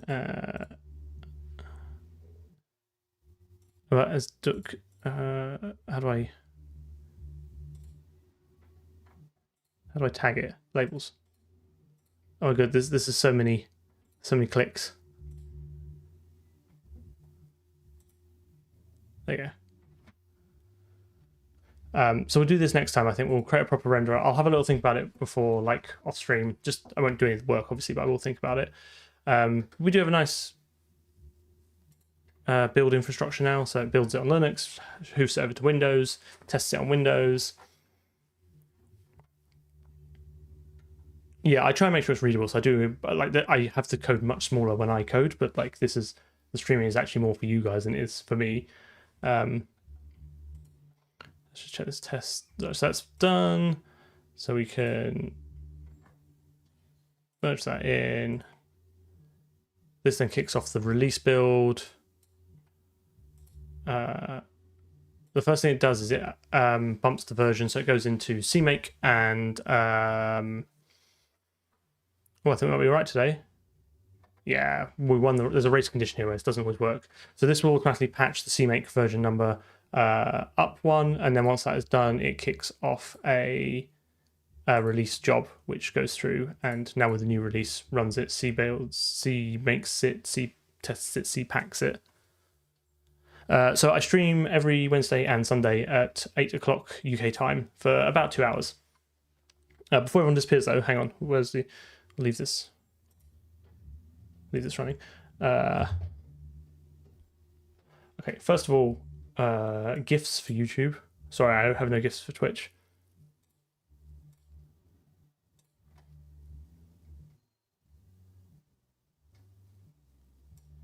But hopefully that pops up soon. So YouTube allows me to give out 10 1-month memberships for the YouTube membership section in blocks of 5. That's a mouthful. So here's the first 5. The next 5 will be next Sunday. Congratulations. Do come along to Discord. There's an extra room that is not at all active. But you get early access to videos, assuming I can get another video out this year. A few other bits and pieces.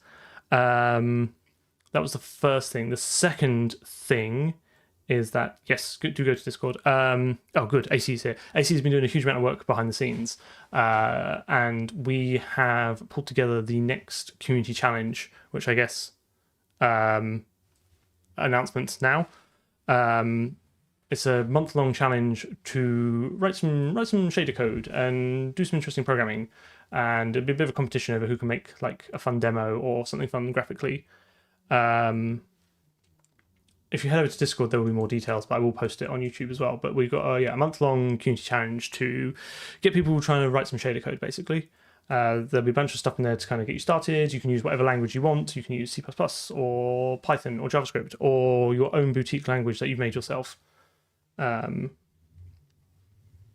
yeah, hopefully that'll be fun. We'll put some announcements out. But yeah, that's looking forward to kind of reviewing those. We'll do a live stream. What my plan is I might pre-sort them all depending on how many submissions they are, but we'll definitely do a live stream in January where we kind of go through the submissions and have a look and have a chat about them.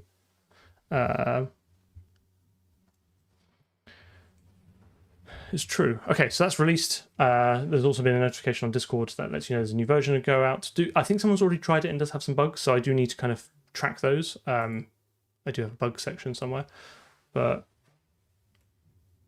that's what I've got. It was a good 2 hours. Sorry, it was a little bit anticlimactic at the end. I really thought I could rush through and get a renderer done, but actually, probably the thing I don't want to rush. Yeah, I'm going to edit some shorts and hang out on Discord for a bit, so do come along. But yeah, I'll see. We do this twice a week, Wednesdays and Sundays, assuming I'm around, which I am most of Wednesdays and Sundays. Cool. Right, I'll catch you all anon.